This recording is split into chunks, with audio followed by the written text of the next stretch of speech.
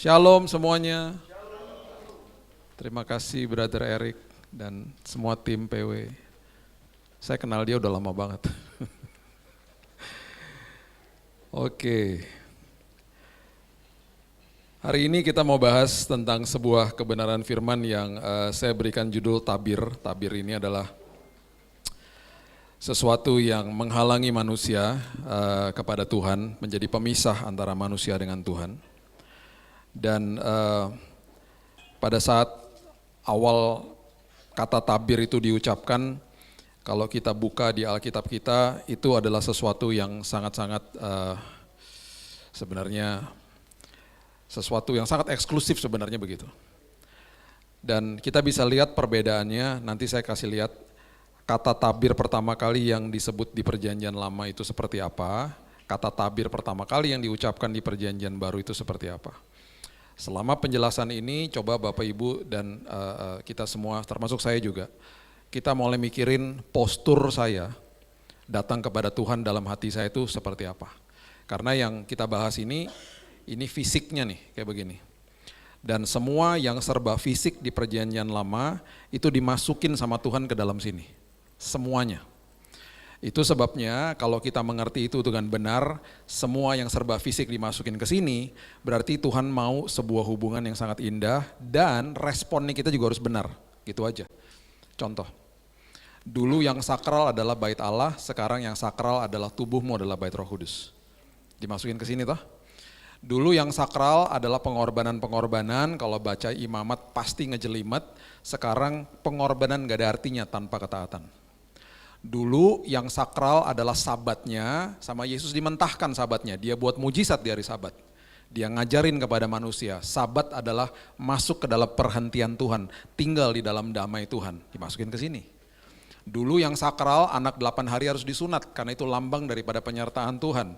Hari ini Paulus bilang begini, yang disunat tuh hati kamu, daripada segala dosa dan apapun yang ada dalam hidup ini. Dulu perintah Tuhan ditulis di atas loh batu, 2 Korintus 3 ayat 3 mengatakan sekarang perintah Tuhan ditulis di atas loh hati manusia. Semuanya dimasukin ke sini.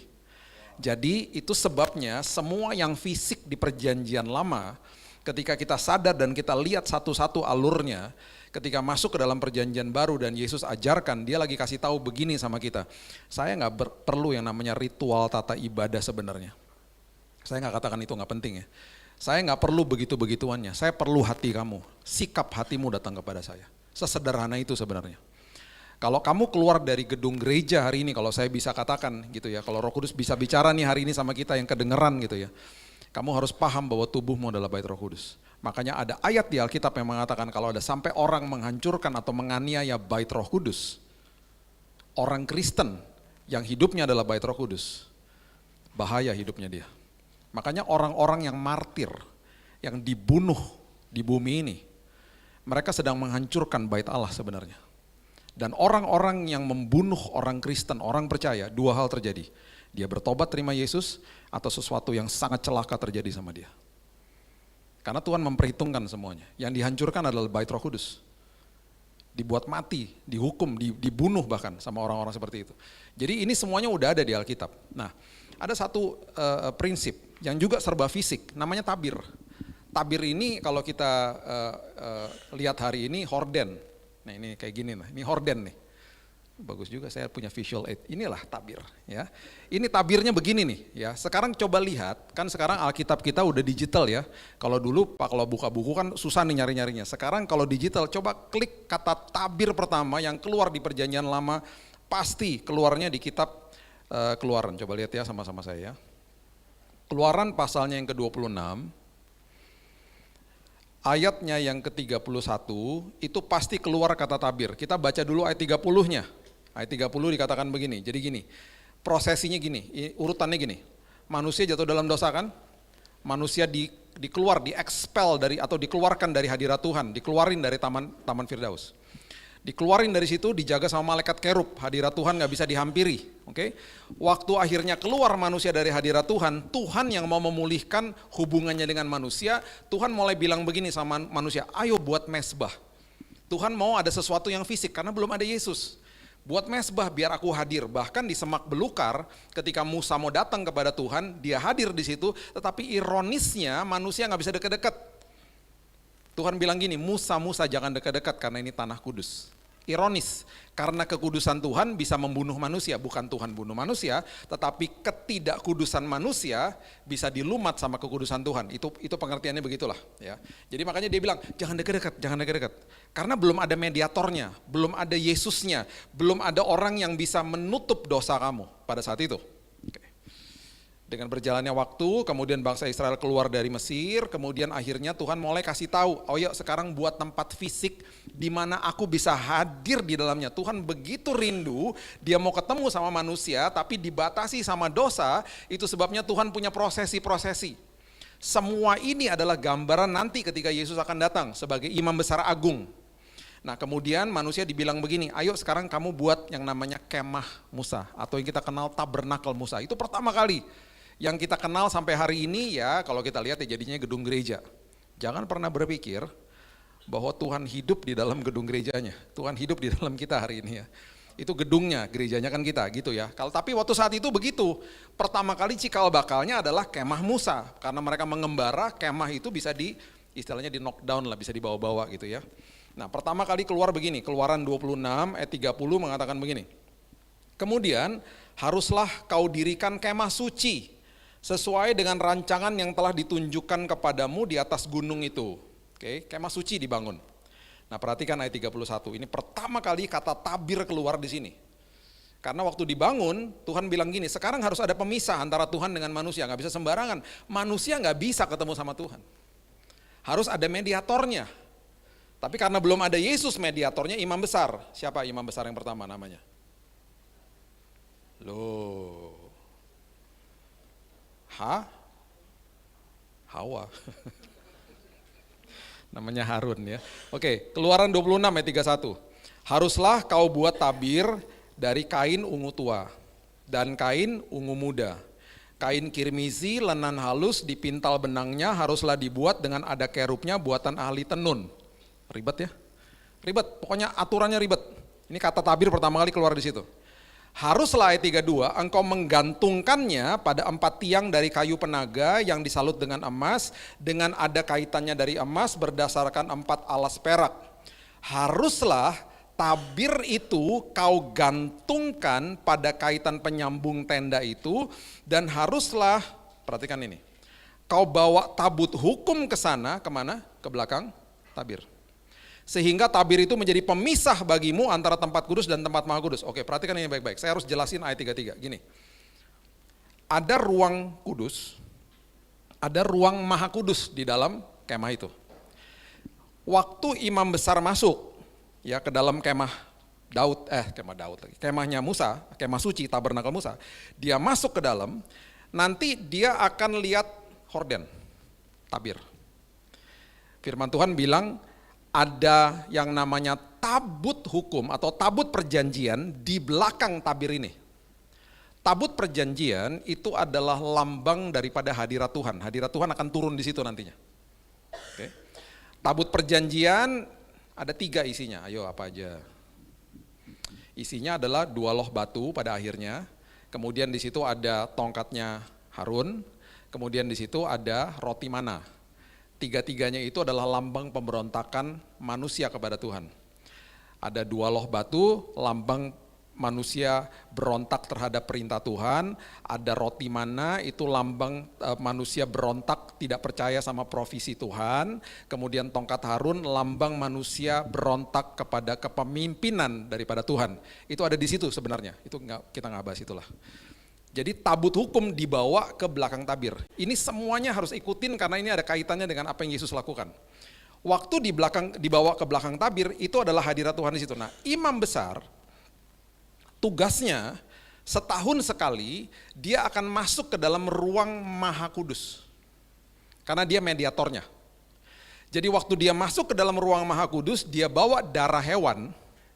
Darah itu dipercikan di atas tabut perjanjian, yaitu lambang hadirat Tuhan. Hadirat Tuhannya turun di situ. Hadirat Tuhan ketika turun, Tuhan melihat imam besar dari kacamata Taurat atau hukum. Kalau sampai imam besarnya tidak kudus, mati imam besarnya. Kelar dia di situ. Jadi bisa bayangin imam besar yang masuk ke dalam ruang Maha Kudus setiap tahun itu, kalau dia masih hidup sampai hari ini, pasti kita datengin rumahnya dia. Sebelum hari pendamaian. Karena dia akan mendamaikan kita sama Tuhan. Jadi kita kan pasti datengin rumahnya dia, terus kita pasti ngomong gini, bro thank you banget ya, besok lo jadi mediator gue sama Tuhan. Gue titip doa ya, mintain sama Tuhan supaya dosa gue ditutup. Gak bisa dihapus. Yang menghapus dosa cuma Yesus. Cuman ditutup dosanya. Tolong ya titip ya, terus udah gitu kita tanya gini, bro lu udah puasa sosmed gak? Karena kan lu harus kudus, kalau lu gak kudus besok metong lo, mati lo besok. Iya gue udah 21 hari gue gak liat sosmed, gue udah bersih, pikiran gue bersih gitu. Karena dia juga harus melakukan semua prosesi pengudusan bagi dirinya. Kan dia bukan Tuhan. Jadi kalau dia sampai gak kudus, dia buka horden, dia masuk ke belakang tabir, hordennya ketutup lagi toh. Terus dia percikin darahnya, Tuhan turun, dia gak kudus, mati dia. Makanya di kakinya ada lonceng. Kemudian ada tali. Supaya kalau sampai dia mati, temannya narik jenazahnya dari luar. Temannya gak berani masuk ke dalam, karena temannya bisa ikutan mati. Karena itu ruang Maha Kudus di mana manusia bertemu dengan Tuhan, dan hanya satu orang yang bisa ketemu, yaitu imam besar. Oke, itu kata tabir pertama, dan tabir dikatakan di sini adalah pemisah antara Tuhan dengan manusia. Oke. Sekarang kata tabir pertama kali yang diucapkan di Perjanjian Baru.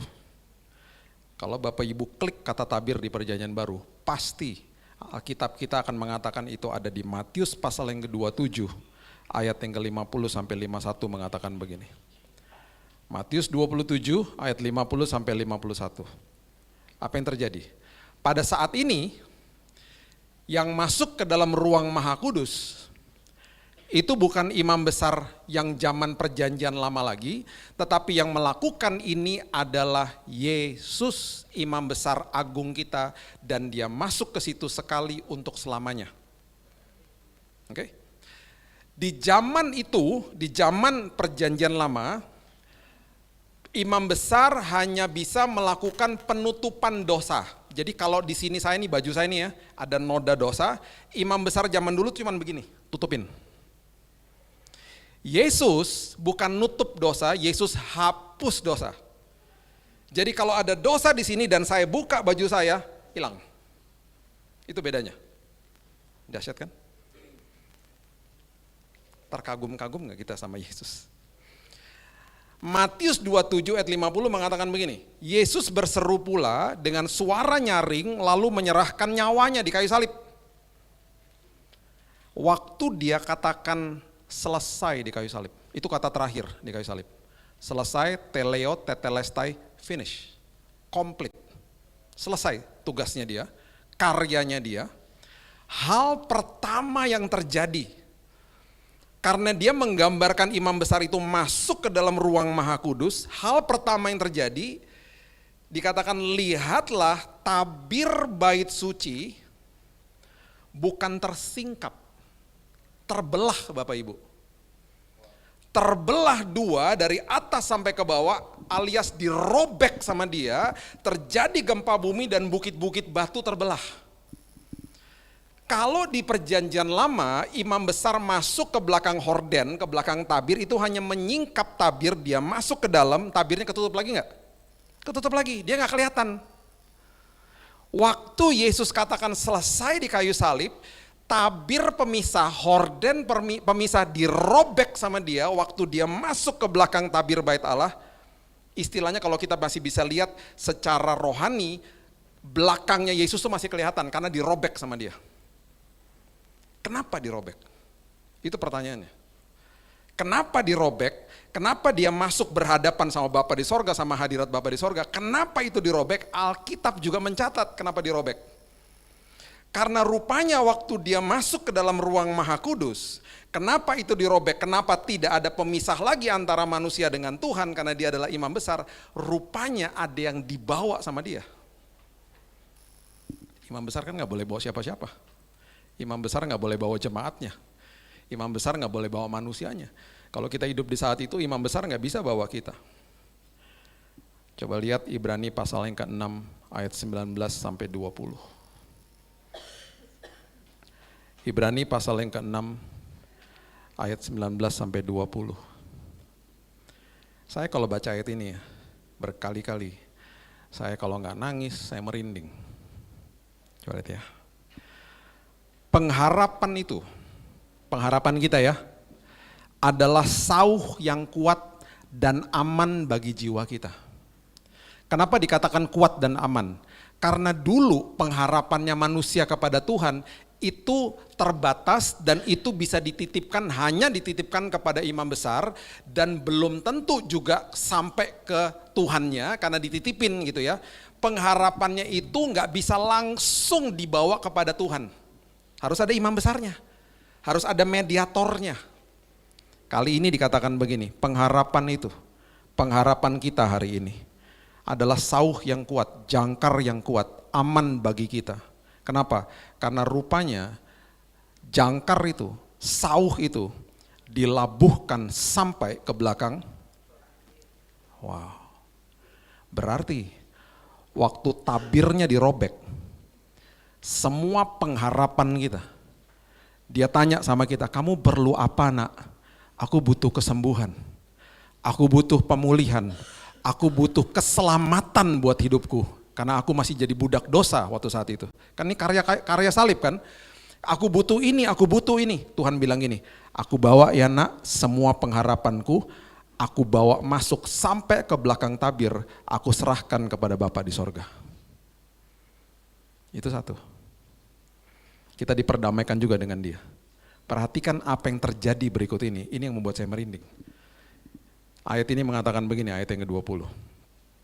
Di mana Yesus telah masuk. Masuk kemana? Ke belakang tabir. Yang dirobek tabirnya. Sebagai apa? Perintis bagi kita ketika ia menurut peraturan Melkisedek menjadi imam besar sampai selamanya. Oke, kata perintis di sini. Bahasa aslinya adalah prodromos. Prodromos itu artinya orang yang masuk ke dalam sebuah kota, dia berteriak kepada seluruh kota, dia katakan begini, woi sebentar lagi ada orang penting mau datang. Siapa biasanya? Raja, permaisuri, perdana menteri, orang penting mau lewat. Rakyat berdiri di pinggir jalan dan orang pentingnya jalan, lewat, naik kuda biasanya. Itu kerajaan-kerajaan seperti begitu, mereka tepuk tangan. Ini prinsip kerajaan. Prodromos, perintis yang berteriak kepada isi kerajaan saat itu adalah Yesus. Maksudnya apa? Dia lagi teriak Bapak Ibu kepada seluruh isi sorga. Dia lagi katakan begini, woi bentar lagi ada orang penting mau datang, mau masuk ke dalam pelataran sorga. Hadirat Bapa di sorga. Siapa? Saudara dan saya. Kita adalah orang penting itu yang mau dibawa masuk sampai ke belakang tabir. Dan dia katakan, Alkitab katakan, bukan sekedar kitanya dibawa masuk.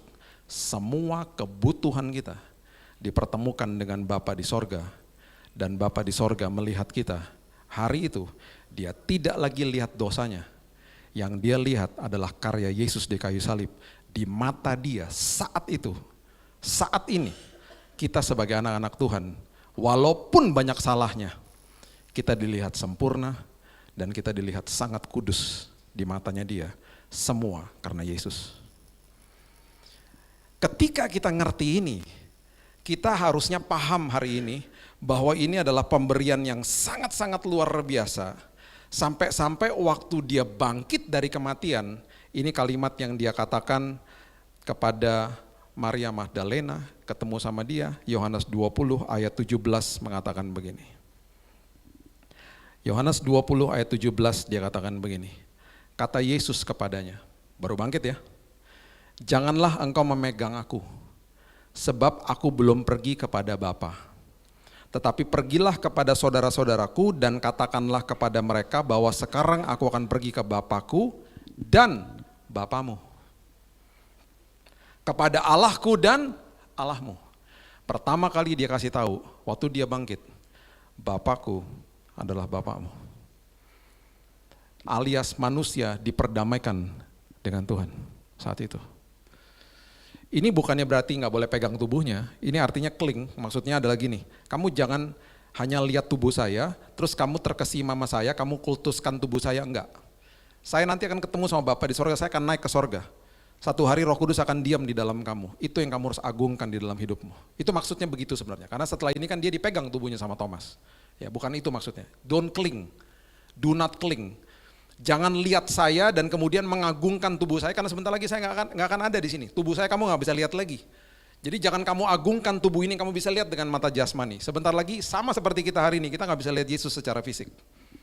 Yang kamu harus agungkan adalah Roh Kudus yang tinggal di dalam kamu. Itu maksudnya dia begitu. Jadi kalimatnya dia begitu dalam sekali, sangat-sangat dahsyat. Nah, coba lihat ini. Ya. Roma pasal yang ke-8, ayat 15 dan 16. Roma pasal yang ke-8 ayat 15 dan 16. Sebab kamu tidak menerima roh perbudakan yang membuat kamu menjadi takut lagi. Kita tidak lagi di dalam budak dosa, sebagai budak dosa. Tetapi kamu telah menerima roh yang menjadikan kamu anak Allah. Oke. Dan oleh roh itu, Roh Kudus yang tinggal di dalam sini, kita mengatakan ya Bapa, ya Aba, ya Bapa. Roh itu bersaksi bersama-sama dengan roh kita bahwa kita adalah anak-anak Allah. Makanya ini yang saya katakan berkali-kali. Manusia di dalam hidup ini, kalau kita telusuri sampai yang pertama, Kejadian 1 ayat 26 mengatakan, engkau harus mengerti bahwa hidupmu, identitasmu adalah segambar dan serupa seperti Tuhan. Kalau kita baca Kejadian pasal yang kedua ayat yang ke-15, pertama kali perintah 15, 16, 17, perintah pertama kali yang diberikan kepada manusia untuk mengajarkan kebenaran firman itu diberikan bukan kepada wanita, diberikan kepada pria. Tuhan mengatakan kepada manusia, manusia itu artinya pria, jangan makan buah pengetahuan baik dan jahat itu. Itu pertama kali instruksi diberikan kepada pria, bukan kepada wanita. Jadi pria itu fungsinya adalah sebenarnya memberitahu tentang firman, mengajarkan tentang firman di dalam rumah demi rumah, di dalam keluarga demi keluarga, dan harusnya dia menunjukkan kepada keluarganya isi hati Bapa di sorga. Sebenarnya begitu. Itu fungsi pria. Itu sebabnya pembawa identitas di dalam keluarga itu pria.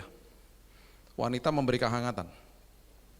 Nah ketika itu terjadi, Tuhan juga tahulah terjadi distorsi, terjadi banyak hal-hal di dalam dunia, kita kepahitan sama keluarga kita, bahkan sama orang tua kita, bahkan yang paling mengerikan setiap orang yang hubungannya tidak baik dengan bapaknya, pasti ada sampah dalam hidupnya. Makanya dulu saya berkali-kali nanya sama orang-orang yang konseling para nikah, saya tanya hal pertama, hubungan kamu sama bapakmu seperti apa? Kalau hubungannya nggak baik sama bapaknya, ada kemungkinan besar dia itu pasti insecure, obsesif, posesif, cemburuan karena dia tidak percaya diri. Itu sebabnya orang-orang seperti begini akhirnya membawa kepahitan dalam hidupnya, dan Alkitab mengatakan kepahitan itu mencemarkan orang lain, membuat rusuh orang-orang di sekitarnya. Itu sebabnya papa saya dulu ketika dia digebukin sama bapaknya, tentara Kenil di kota Tomohon di Manado, ketika dia cerita tentang hal itu, hal pertama yang saya tanya sama dia waktu saya masih duduk di bangku SMA, Pak, kok papa gak pernah mukulin kita? Kok papa gak pernah mukulin mama? Saya gak pernah lupa, dia bilang begini, di tahun 66, waktu saya menikah sama mama kamu, saya lepaskan semua kepahitan saya di altar Tuhan, karena saya gak mau bawa sampah dari masa lalu. Dia menjadi bapak yang penuh dengan kasih, penuh dengan ceria, penuh dengan kebaikan, dengan kemurahan hati hari lepas hari. Itu papa saya. Padahal hidupnya penuh sampah di masa yang lalu. Makanya dikatakan di sini ketika itu terjadi, yang dikatakan adalah hati ini berseru, ya Abba ya Bapa, karena semua orang butuh figur seorang Bapa di sorga. Dan penyampai figur itu sebenarnya adalah seorang ayah yang ada di dalam rumah. Makanya banyak orang yang hubungannya gak baik sama bapaknya, dia datang kepada Tuhan, setiap kali dia datang kepada Bapa di sorga, dia ingat bapaknya. Bapaknya keras, dia pikir Bapa di sorga keras sama dia, galak dan penghukum. Makanya ketika orang dipulihkan, hati Bapak dikembalikan ke dalam sini, pulih hidupnya. Karena distorsi, figur Bapa di sorga distorsi akhirnya. Paham ya? Jadi itu yang terjadi, karena itu terjadi sejak kitab Kejadian, sejak proses kreasi udah begitu. Makanya ketika manusia kemudian diadopsi dari dosa, dari perbudakan dosa, yang terjadi adalah kitab Roma mengatakan hati kita selalu akan berseru, akan mencari, ya Abah, ya Bapa, ya Abah, ya Bapa. Kalau kita ngerti itu, apapun masa lalumu, kalau engkau gak punya hubungan baik dengan Bapamu, pulihkan hari ini. Katakan, Tuhan, aku gak punya kesempatan itu mungkin karena dia sudah meninggal, atau aku gak pernah punya kesempatan untuk melepaskan pengampunan, lepaskan pengampunan, dan bilang Tuhan, Tuhan Engkau adalah Bapakku yang ajaib. Aku mau pulihkan hatiku. Kenapa? Kalau gak rugi loh kita. Kita kan gak akan pernah bisa menikmati kebaikan Tuhan. Karena setiap kali kita datang kepada Bapa di sorga, kita akan ingat Bapa kita di bumi ini.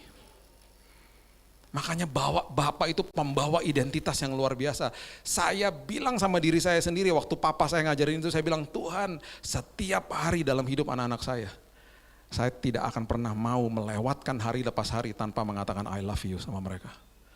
Karena saya mau mereka bertumbuh dewasa, menerima isi hati Tuhan. Makanya saya pernah mungkin ceritakan di sini, teman saya bebas dari narkoba, nggak pakai rehab itu karena setiap hari dia diterima sama bapaknya di rumah, dia diampuni sama bapaknya.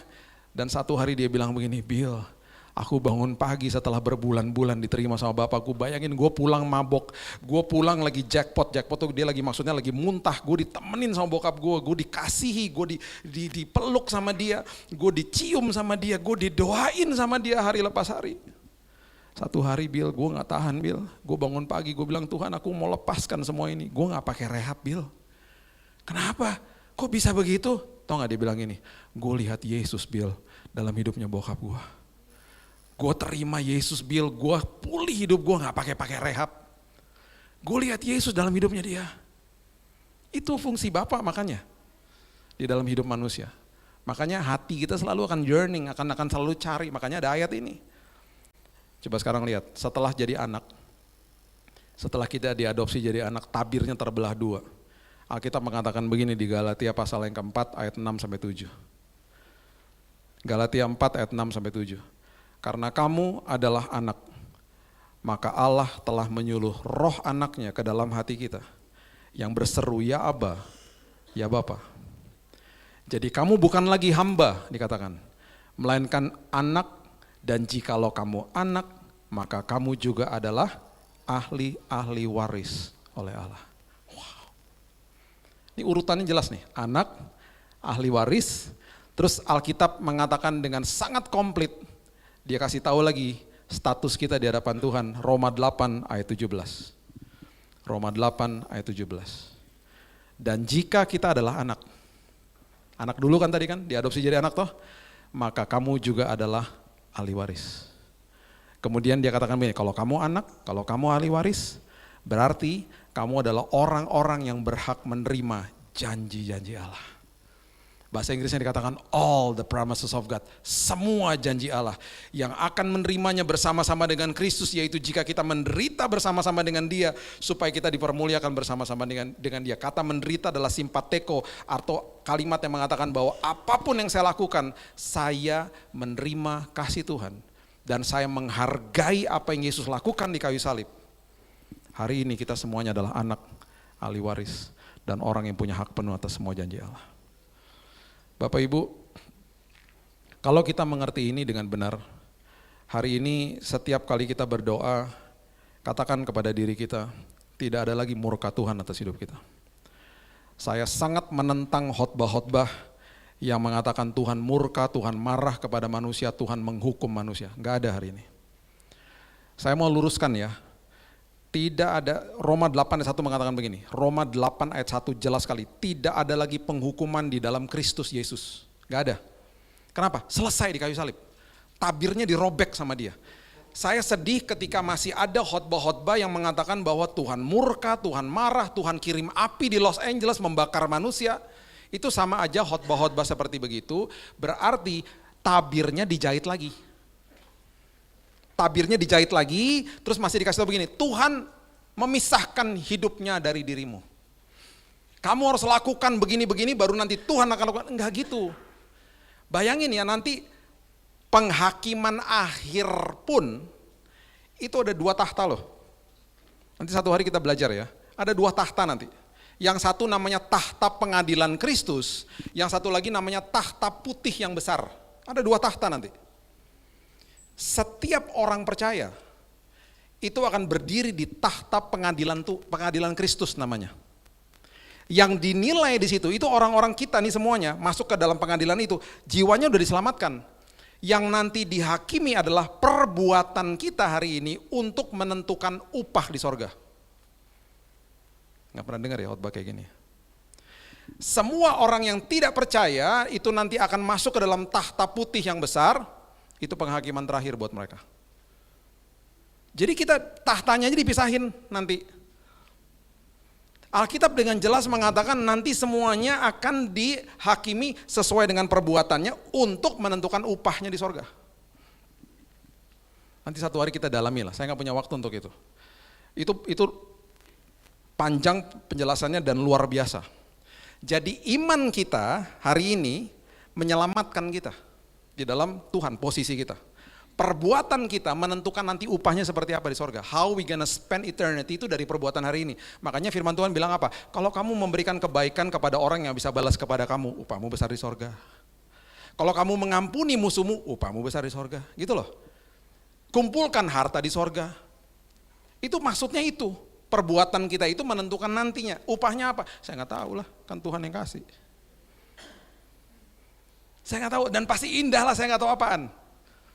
Itu Tuhan yang udah siapin semua buat kita semuanya hari ini. Jadi itu aja udah beda.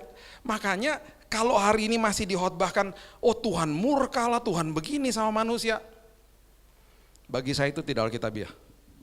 Nggak ada lagi penghukuman, penghakiman, bahkan kutuk keturunan bagi orang yang percaya kepada Kristus Yesus. Kalau nggak percuma karya di kayu salib. Saya cuma mau kasih ini kebenaran ini kepada kita semuanya. Tabirnya udah dirobek Bapak Ibu. Dan di belakang tabir itu yang dia bawa pertama adalah pengharapan kita. Dipertemukan dengan Bapa di sorga. Seolah-olah seperti dia ngomong gini, Bapak ini dia butuh ini, dia butuh ini, dia butuh ini. Kemudian dia bawa kitanya masuk, ini orangnya. Dan kita penuh dosa, kita budak dosa. Tuhan melihat kita, dihapus dosanya, bersih, gak ada nodanya. Karena apa? Karena Yesus. Yang dia lihat bukan kelemahan kita, yang dia lihat adalah karya Yesus di kayu salib. Karena apa? Karena Yesus jadi mediatornya kita buat Tuhan. Kalau kita terima kebenaran ini, makanya saya terus katakan begini, kehidupan kekristenan itu dimulai dari titik menerima. Terima kebaikan Tuhan semuanya. Dan setelah itu baru kita bisa memberi horizontalnya kepada manusia. Kalau dibalik-balik, akhirnya kita berusaha memberi kepada Tuhan, akhirnya dikosongkan hidupnya, akhirnya kita menuntut sama manusia, kita minta untuk menerima dari manusia. Akhirnya apa? Orang semua salah lah, kita cepat tersinggung lah, karena nggak full di dalam sininya. Makanya orang bilang apa? Alkitab bilang apa? Saling mendahului dalam memberi hormat. Itu yang Alkitab katakan. Gimana kita bisa mendahului dalam memberi hormat? Kalau dalamnya nggak full. Makanya terima dulu kan, full. Aku datang bawa hidup yang berkelimpahan di dalam sini. Berkelimpahan, baru nanti engkau sanggup memberi. Keberhasilan imam besar, ketika dia masuk ke dalam ruang Maha Kudus, itu adalah ketika dia keluar dari ruang Maha Kudus. Semua orang kan bilang gini, wah berhasil dia. Selesai nih dosa kita, ditutup bukan dihapus saat itu, ditutup. Wah, ntar tunggu tahun depan lagi ya lakukan lagi gitu ya. Keberhasilan dia kelihatan waktu dia keluar dari belakang tabir. Keberhasilan Yesus terlihat ketika dia bangkit dari kematian. Kalau dia nggak bangkit, kita nggak akan duduk di sini. Nggak ada pengharapan buat kita. Dia bangkit dari kematian, itu tanda tabirnya dirobek dan tanda dia berhasil lakukan itu semuanya untuk saudara dan saya. Itu sebabnya datanglah kepada Tuhan hari ini dengan sebuah prinsip kebenaran bahwa apapun yang terjadi dalam hidupmu, sampai kapanpun kehidupanmu adalah kehidupan yang dilihat oleh Tuhan sempurna dan kudus. Anak kita bisa bandel, tetap aja dia anak kita. Status kita gak akan pernah bisa berubah. Kita adalah orang yang sudah dibenarkan. Pemberiannya Tuhan itu cuma-cuma. Cuman bukan murahan. Pemberian itu sangat mahal. Ya. Saya tutup dengan ini. Ini ada sebuah kisah yang luar biasa di Matius pasal yang ke-15 ayat yang ke-21 mengatakan begini. Jadi kalau datang kepada Tuhan, jangan terbungkus dengan tata ibadah. Jangan terbungkus pikirannya dengan ritual-ritual. Nggak apa-apa, hormati tata ibadah. Saya selalu katakan hormati ritual-ritual.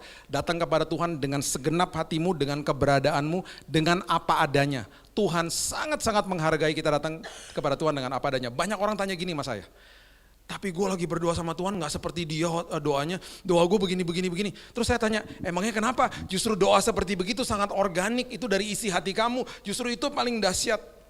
Gak pakai embel-embel gitu. Matius 15 ayat 21. Lalu Yesus pergi dari situ, menyingkir ke daerah Tiros dan Sidon. Maka datanglah seorang perempuan Kanaan dari daerah itu dan berseru, kasihanilah aku ya Tuhan, anak Daud, karena anakku perempuan kerasukan setan dan sangat menderita.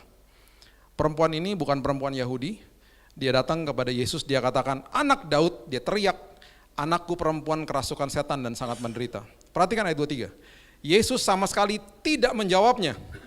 Lalu murid-muridnya datang meminta kepadanya, suruhlah ia pergi, ia mengikuti kita dengan berteriak-teriak. Kenapa Yesus nggak jawab? Bapak Ibu, sebutan anak Daud hanya disebut oleh orang-orang Yahudi. Dia mau ikut-ikutan. Dia pikir kalau saya nyebut orang Yesus anak Daud, saya akan disautin balik sama dia. Didimin sama Yesus. Terus ujian yang kedua. Yesus bilang begini, aku hanya diutus hanya kepada domba-domba yang hilang dari umat Israel, bukan kepada kamu. Pengujian, hanya diuji aja sebenarnya.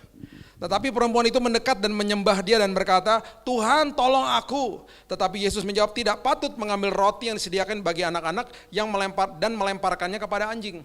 Karena orang-orang yang non Yahudi pada saat itu disebutnya anjing sama mereka.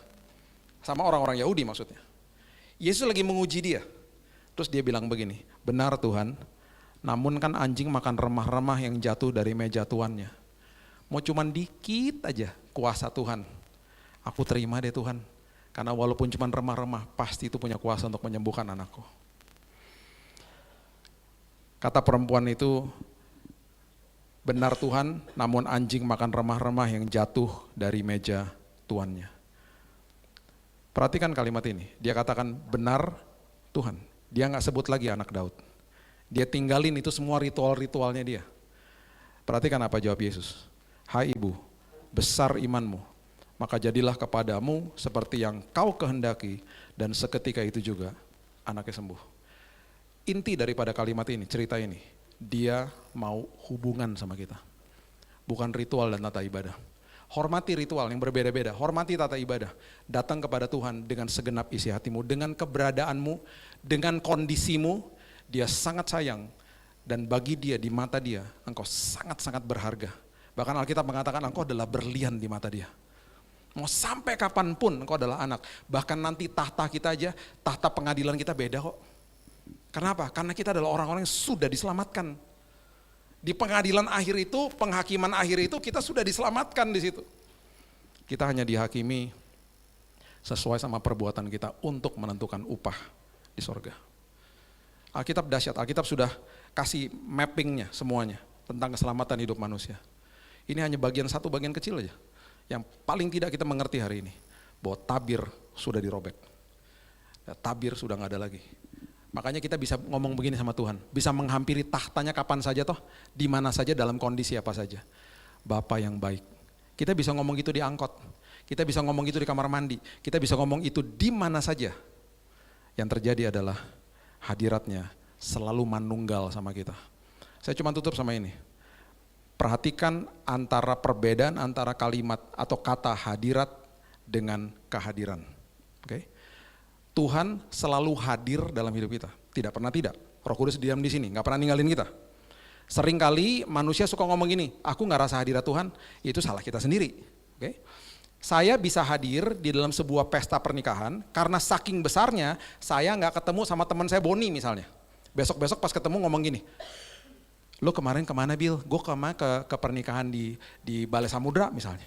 Gue juga lagi. Loh kok gak ketemu? Rame. Sama-sama hadir toh, tetapi tidak merasakan hadirat. Hadirat itu artinya countenance to countenance, face to face.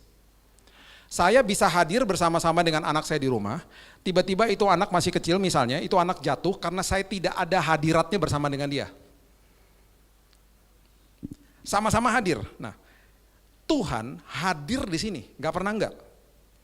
Seringkali kita gak rasakan hadiratnya dia karena ulah kita sendiri. Makanya ada kuasa di balik sebuah ucapan syukur. Ada kuasa di balik sebuah pengertian yang benar bahwa dia selalu hadir di dalam hidup kita.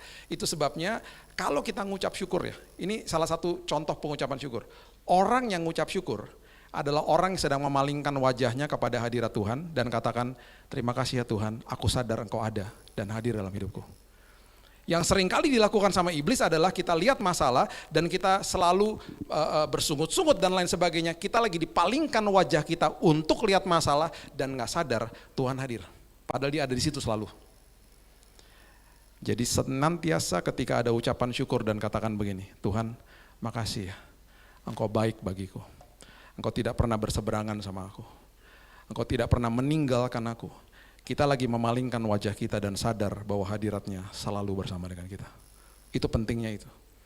Jadi kita harus mengerti, tidak pernah sedetik pun dia tinggalkan kita. Dan Alkitab mengatakan tidak ada siapapun dan apapun yang sanggup memisahkan kasih Tuhan kepada kita. Gak ada. Gak ada.